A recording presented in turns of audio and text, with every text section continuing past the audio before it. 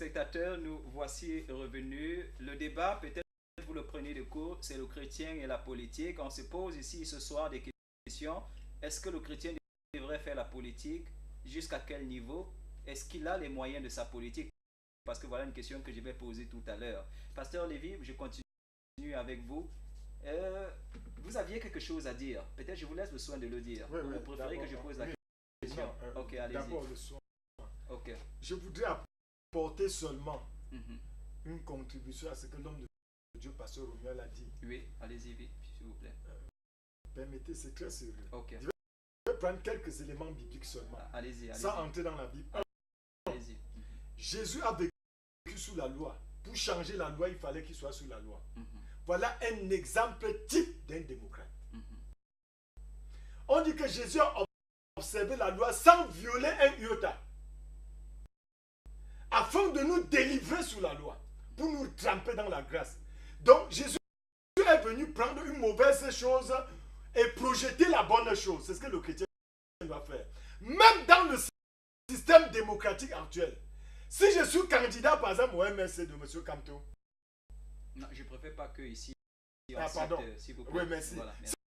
Si je suis candidat dans un parti politique, bon, je prends mon parti politique, je m'excuse. Le PPCI, le Parti populaire chrétien international. Non, c'est un parti où tous les enfants de Dieu se retrouvent. Okay. Où Jésus-Christ s'aimait. Okay. Disons que je suis candidat aux élections, qu'importe le parti. C'est moi qui arrive au pouvoir et change des institutions. Parce que le chef de l'État d'un pays est le garant des institutions. Ça veut dire qu'il peut amener le peuple à amender des lois qui existent. Comprenez très bien. Parce que si nous ne comprenons pas, on doit passer à côté du jeu. Si je suis élu président de la République du Cameroun, la première des choses, j'entre en campagne pour amener tous les Camerounais à comprendre que les lois qui nous gouvernaient sont mauvaises. Elles ne nous permettent pas de prospérer. Par conséquent, je propose de bonnes lois qui vont amener une bonne gérance dans le pays et le bien-être de tous les Camerounais. Deux, la Bible nous parle de l'homme fort. Qu'un homme, tu ne peux pas entrer dans la maison d'un homme fort et piller ses biens si tu ne l'as pas d'avance lié. C'est Jésus qui parle. L'homme fort, c'est qui? C'est celui qui gouverne. Jésus dit, si tu veux renverser l'homme fort, si tu veux prendre ses biens, tu dois d'abord le renverser. Ça veut dire que le pouvoir appartient aux enfants de Dieu. C'est parce que depuis les lustres, on a mis les enfants de Dieu de côté et les sorciers se sont emparés du pouvoir que nous nous retrouvons à ce stade où nous sommes.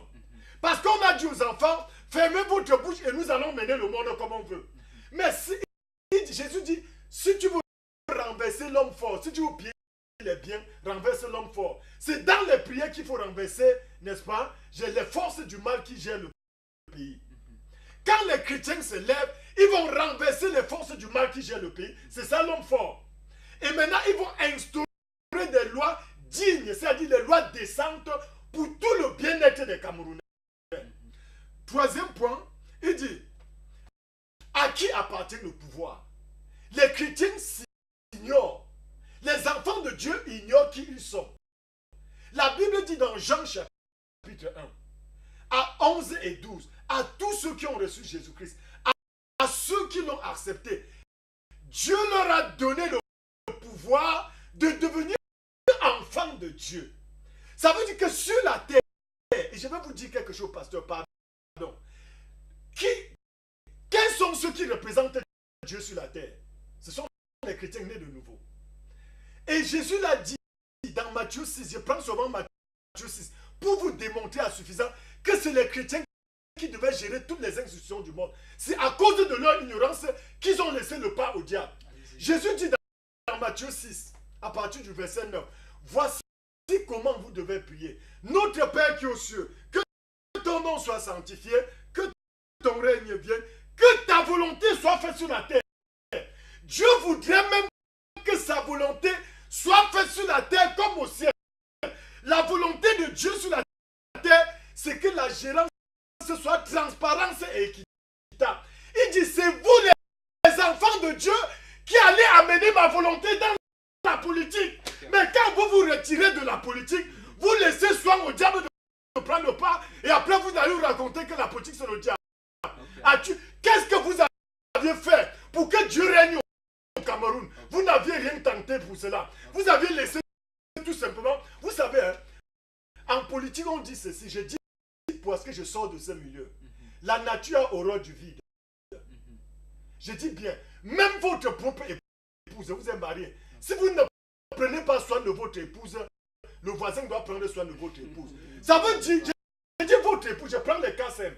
Si vous négligez votre épouse, le voisin doit prendre votre épouse, il doit soigner ça correctement. Même la politique, si les enfants de Dieu s'écartent de la politique, ça veut dire qu'ils sont en train de donner le feu vert au diable d'agir. Et c'est nous qui allons rendre compte à Dieu. Dieu doit dire, je vous ai demandé de prier pour que ma volonté se réalise au Cameroun. C'est-à-dire, Dieu veut que sa volonté se réalise à la présidence de la République du Cameroun, au premier ministère, que les gouverneurs soient des enfants de Dieu qui vont gérer chaque région dans la crainte de l'Éternel. Merci, pasteur David. Merci, merci. Prenez le temps de souffler un peu. Merci, merci. Ok, vraiment. Je vais revenir à vous. Chers téléspectateurs, on a des petits soucis avec la baisse de tension. Ne zappez pas, je vais simplement dire ne changez pas de chaîne, continuez d'écouter, bien que l'image ne soit peut-être pas la plus belle. Voilà, regardez juste, on continue avec le débat. Pasteur Napoléon, je vais poser une question toute simple. Si vous devenez président de la République aujourd'hui, qu'est-ce que vous faites? Votre premier ministre est chrétien, ministre de l'économie chrétien, ministre des finances chrétien, tout le monde est chrétien dans votre gouvernement. Comment ça va se passer? Parce que j'ai envie de dire à un moment donné, si vous venez avec un programme chrétien, un programme politique chrétien, il faudra justement des chrétiens pour vous aider à l'accomplir. Alors qu'est-ce que vous faites? Tous ceux qui vous entourent seront des chrétiens? Pasteur Marcel, vous savez qu'un chrétien c'est quelqu'un qui réfléchit comme Christ. Ok. Ses pensées sont les pensées de Christ. Ok. Aujourd'hui là, parce que j'aime parler, c'est que moi je suis en train de faire. Je suis un président du syndicat. J'ai mon secrétaire. J'ai mon trésorier. C'est des chrétiens? Ce ne sont pas les chrétiens. Ah ben, ok. Ce ne sont pas les chrétiens. Moi, je prends quelqu'un qui connaît gérer la chose. On peut être chrétien, mais on ne connaît pas gérer tes choses. Je ne dois pas te mettre là où tu ne peux pas. Moi, ne fonctionne pas comme ça.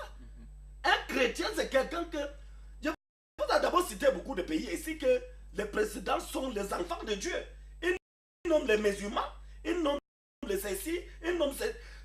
Un chrétien, c'est quelqu'un qui donne la place à quelqu'un qui mérite, pas quelqu'un qui est chrétien. Parce qu'on peut être chrétien qu'on ne connaît pas gérer la chose. Deuxièmement, je vais vous dire quelque chose. Le grand problème de l'Afrique, je vous parle maintenant en tant qu'un prophète. Le grand problème en Afrique, ce n'est pas de dire que Paul Biya doit partir. Zété doit partir. Le problème de l'Afrique aujourd'hui, c'est seulement que les Africains ont été libérés de l'esclavage physique. L'Afrique reste encore dans l'esclavage spirituel. Voilà le véritable bataille maintenant qu'on doit faire. Maintenant, si les enfants de Dieu ne font pas cette bataille, qui va faire cette bataille? Parce que les gens qui gèrent ce pays, ils ne connaissent pas ces choses comme ça. Pourquoi ça fait qu'aujourd'hui, les Occidentaux imposent nos dirigeants d'être dans la franc-maçon, d'être dans la rose-croix, d'être dans ceci? Ils veulent les lier dans les alliances pour les contrôler. C'est pour ça qu'on se trouve dans ces problèmes de tête, de ceci, parce qu'ils sont manipulés. Regardez par exemple, je vais te montrer les arbres de PNUC. Pourquoi tu as vu qui au Cameroun qui a gagné la de PNUC, qui l'a fait quelque chose avec... Non, attends, je viens. C'est des choses qui sont... Parce que si je suis président dans ce pays, première chose, des choses comme ça, il arrête. Le jour au hasard, il arrête. La Bible, Dieu n'a jamais dit que l'homme doit manger sous le jour au hasard. Dieu a dit que l'homme doit manger sous la souffrance de son front. Donc des choses comme ça, moi, je ferme. Donc je vais vous dire quelque chose. Il ne faut pas qu'on continue à nous manipuler. Dieu nous a donné... Aujourd'hui, je peux chanter la musique. Pourquoi? J'étais aveugle, aujourd'hui je vois. Donc je vois déjà ce qui... Parce que vous savez que quand tu es aveugle, Tu lances un caillou, mais tu ne vois pas là où ça doit tomber. Mais quand tu vois derrière, ça veut dire que tu sais que si elle lance un caillou, ça va casser le bas de la voiture de quelqu'un là-bas. Je ne dois pas la lancer. Ok. Qu'est-ce qui fait qu'aujourd'hui, nos dirigeants sont en train d'échouer? C'est parce qu'ils sont aveugles. Ok.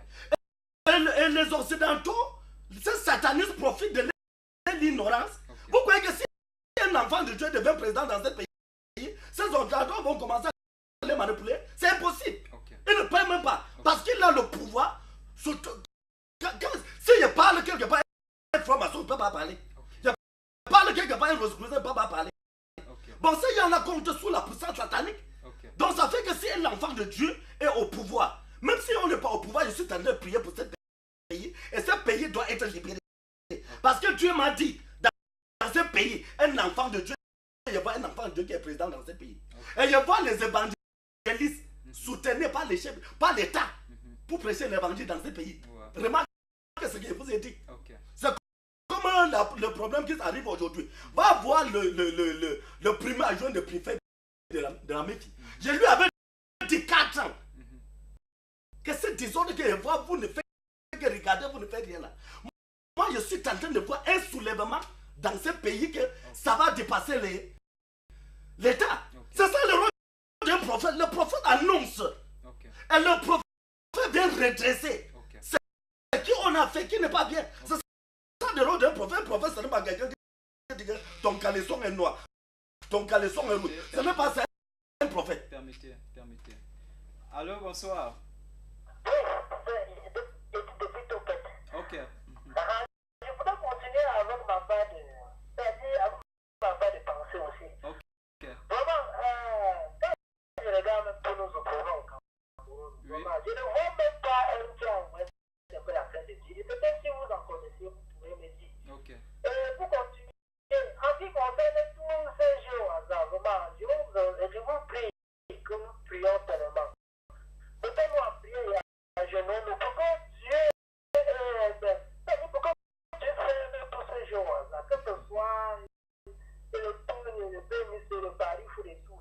C'est vraiment, la jeunesse du Cameroun s'en donne plus à ce jour là. Et aussi, qu'on prie afin que Dieu aussi donne ce règlement, donne un règlement et ceux qui nous dirigent.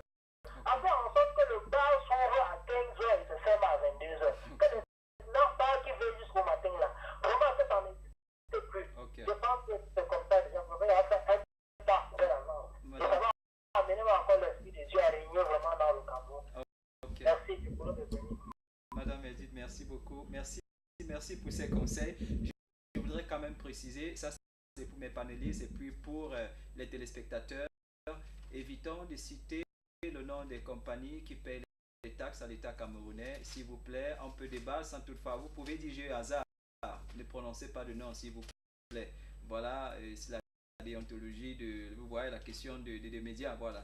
S'il vous plaît, ne prononcez pas de nom. Je vous prie. Parlons juste de jeu de hasard ou tout autre sujet. Restons juste, j'ai envie de dire, à la superficie. N'allons pas en profondeur. C'est très important. Pasteur Romuald. Oui. Je suis toujours content de vous avoir à ma droite. Ok. Je vais. En fait, ça, c'est la question de M. Napoléon. Il a toujours donné une approche de réponse. C'est déjà quand même assez important. Si vous devenez président, qu'est-ce que vous faites justement?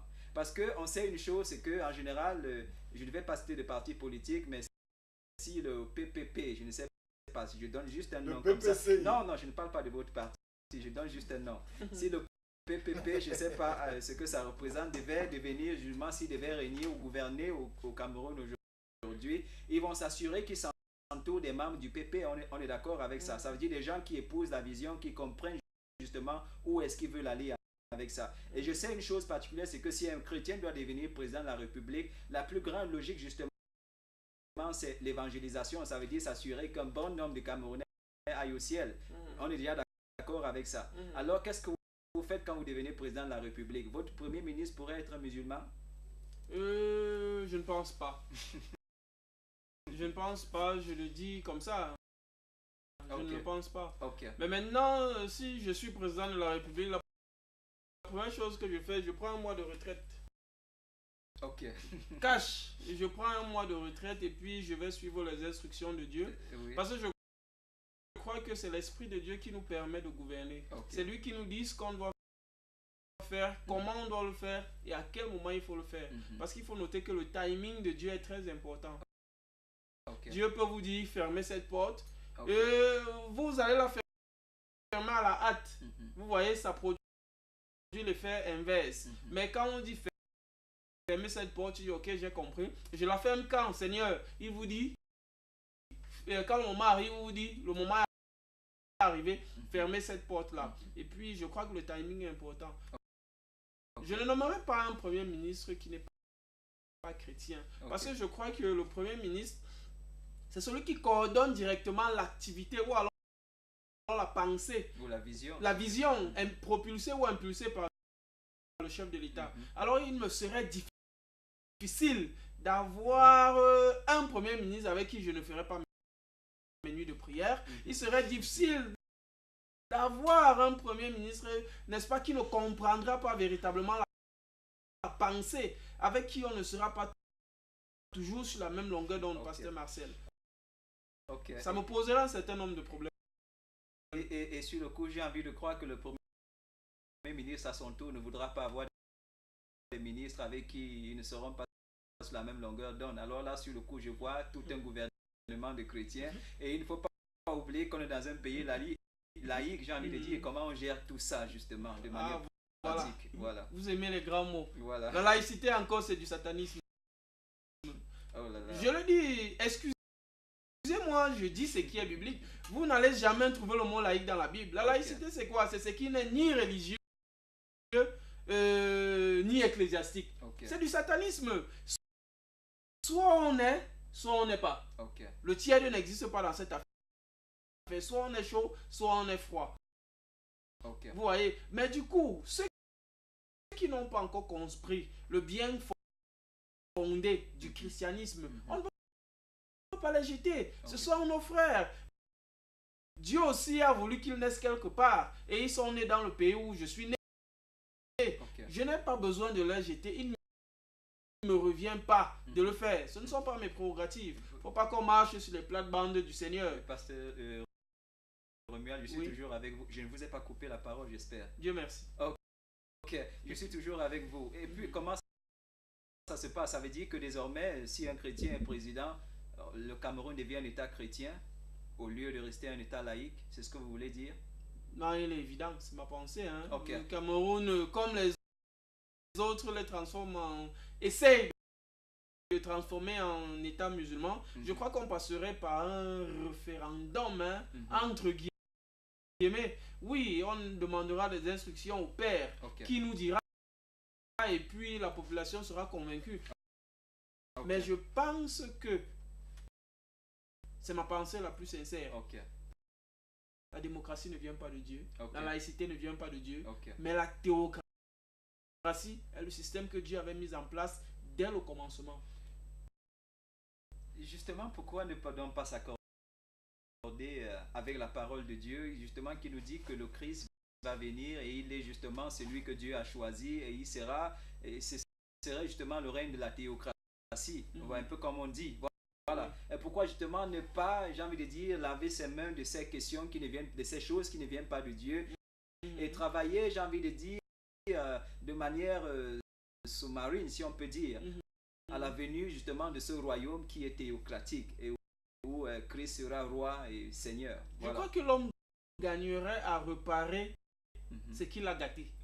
Quand Dieu a créé le monde, il a confié les clés à Adam et Ève. C'est l'homme qui a donné les titres fonciers de cette terre au diable. Le diable n'a rien créé, il l'a pas arraché, mais l'homme dans sa chute a donné volontairement les titres fonciers au diable. Alors que nous investissons de l'autorité que nous avons en Jésus-Christ, nous avons le pouvoir de récupérer cette affaire et de les restituer dans leur contexte premier, c'est-à-dire au commencement, parce qu'il n'y a rien de nouveau sur la terre. Vous voyez ce que je veux dire? L'homme est au centre de la création, qu'il y demeure, qu'il gère ce qu'on lui a confié. Et tous les petits mensonges que Satan apporte à l'intérieur, on n'a qu'à les expulser de façon simple. Ok, ok. Ça c'était le pasteur Romuald. Merci beaucoup. Toujours très enrichissant ce que vous dites ici sur ce plateau. Et chers téléspectateurs, nous sommes pratiquement à 10 minutes de la fin de cette émission. Vous avez toujours peut-être votre point de vue à donner. N'hésitez pas à appeler ou à envoyer un message. Ça nous intéresse, cette question de chrétien et la politique. Pasteur Lévy, je voudrais planter le décor avant de vous poser la question, si vous permettez. Ce que je vais dire ici, c'est qu'on vit dans j'ai envie de dire dans un contexte où, voilà, on a une dénomination ici, une autre là-bas. Les chrétiens déjà eux-mêmes sont divisés. On est déjà d'accord avec ça. Ça veut dire que chacun s'élève, il a une vision, il a une prophétie et puis il choisit de devenir pasteur et puis tout le reste. Est-ce que justement dans un contexte comme celui-là, un chrétien peut parvenir à fédérer tous les autres chrétiens de voter pour lui? Je vais d'abord dire quelque chose, homme de Dieu, à la suite de ce que mon collègue pasteur Romuald a dit. J'aime souvent quand vous répondez à mes questions avant de oui, je réponds. Non, sinon, les gens vont quitter ici sans rien comprendre. Non, mes questions... J'y arrive. Voilà. J'y arrive. Il a dit quelque chose qui m'a beaucoup marqué. Il n'y a rien de mal à ce qu'on fait du Cameroun, même un État chrétien. Moi, je suis pas en train de dire que c'est le cas. Je vais vous poser une seule question. Moi, je n'aime pas l'hypocrisie. Un jour, j'ai discuté avec certains musulmans. Ils m'ont amené dans ce domaine. Je dis que si vous m'amenez dans ce modèle, c'est un terrain glissant, vous allez perdre. Vous ne pouvez pas voir dans un pays comme l'Arabie Saoudite où il y a un chrétien qui occupe un seul poste là-bas. Faites tout ce que vous voulez. Ils appellent ça État islamique. Bien qu'il y a des chrétiens en Arabie. Bien qu'il y a des chrétiens là-bas. Il n'y a pas d'église en Arabie Saoudite. Non, je prends le cas. Donc, quand on dit il ne faut pas dire. Je n'aime pas l'hypocrisie. C'est ça qui détruit notre monde. Il n'y a rien de ce cas. Si on dit que le Cameroun est un État 100% chrétien. Et quand un jour les musulmans m'ont attaqué de ce que m'a dit, non, ne soyez pas hypocrite, ils sont quand même sérieux. Quand vous partez là-bas au Qatar, montrez-moi un seul chrétien qui peut être ministre là-bas. Allez en Arabie Saoudite, vous avez fait un État islamique, vous me montrez un seul chrétien qui peut être ministre là-bas. Bon, c'était pas ça, c'était juste une petite parenthèse. Pour dire que c'est pour confirmer ce que l'homme de Dieu dit. On peut faire du Cameroun un État chrétien. Il y a des États islamiques. Il y a même le monde arabe qui se réunissent. Je n'ai pas vu le monde chrétien qui se réunissent. Donc ça veut dire que les chrétiens m'ont vendu leur droit de jeunesse. C'est comme s'ils n'existaient pas. Pour revenir maintenant à votre question qui est très importante. Comment doit-il réussir à fédérer tout ça? La Bible, tous les chrétiens. Oui, tous les chrétiens, pas seulement les chrétiens. La Bible dit que c'est Dieu dans Daniel. C'est Dieu qui fait et défait les rois. Ça veut dire que si Dieu veut que pasteur Prince Lévy Joël que je suis, que je sois le futur chef d'État, il mettra cela dans le cœur des Camerounais. Même mes adversaires vont voter pour moi.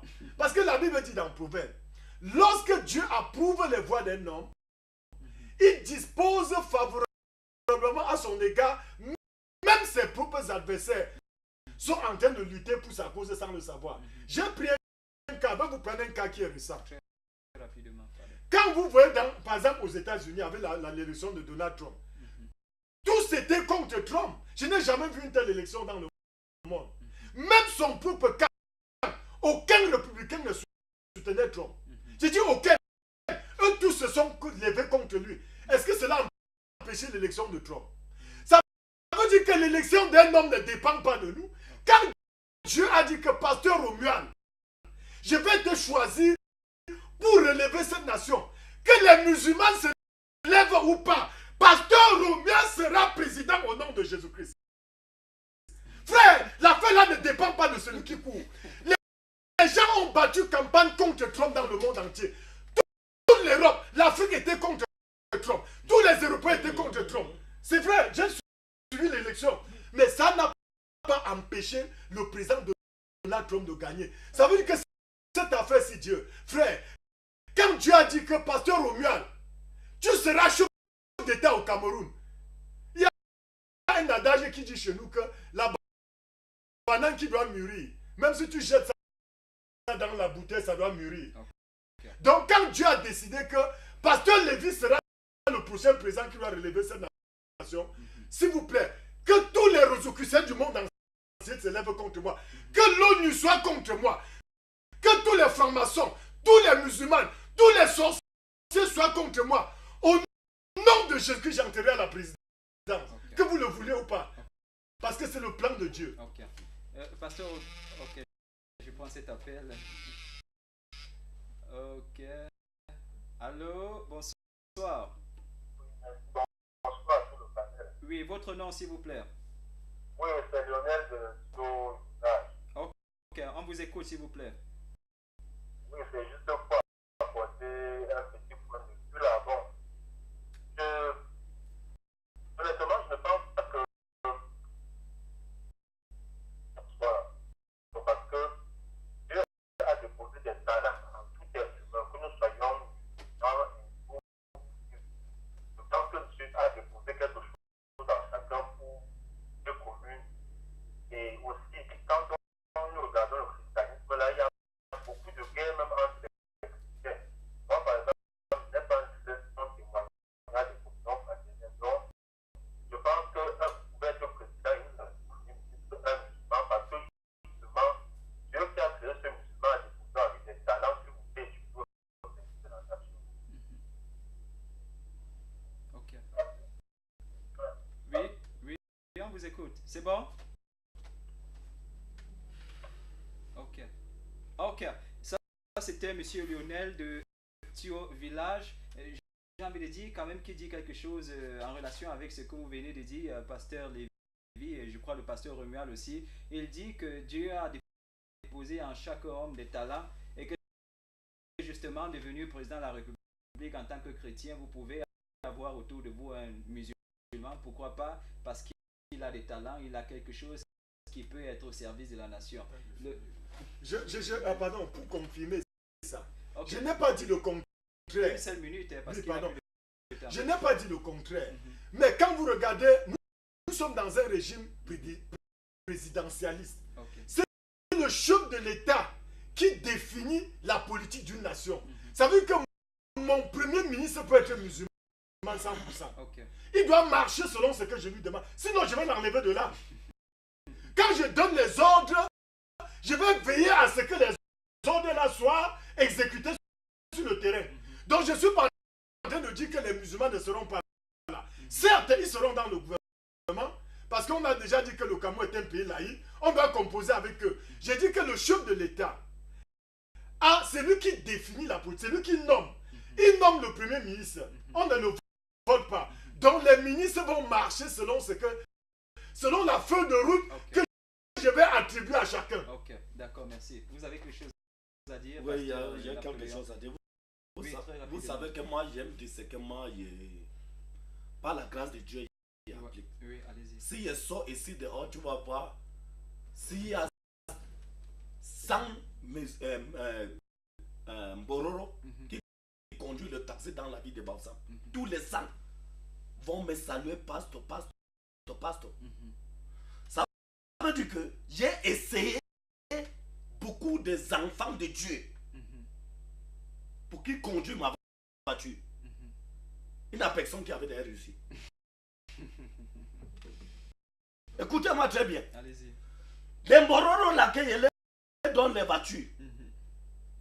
À travers même des voitures que je leur donne, parce que moi, c'est mon habitude. On ne peut pas causer des choses ici sans que je parle de Jésus. Ça m'a ouvert même les portes que chaque fois que tu viens pour donner la recette, c'est Jésus qui parle. Et me connaît déjà mon Jésus. Ok, allez-y. Mon président national, que peut-être il est en train de m'écouter ce soir.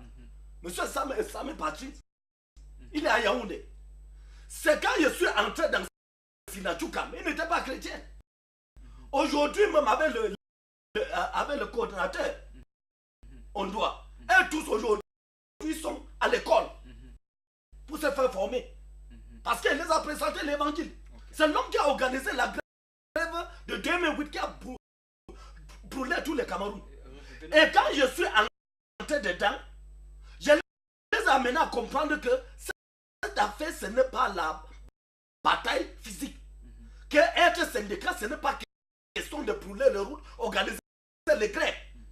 Quand ils sont tous, ils m'ont écouté. C'est pour ça que tout le peuple comprend s'il n'a tout qu'à organiser la grève.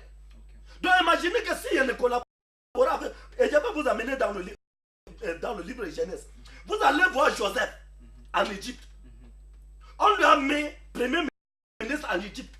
Il n'avait pas les enfants, il n'avait pas les Israélites là-bas. Mais il a réussi avec sa mission. Est-ce qu'il était seul? Non. Il y avait les gens autour de lui, non? Chaque personne que Dieu a créée, Dieu a mis un talent en lui. Le problème, c'est quoi?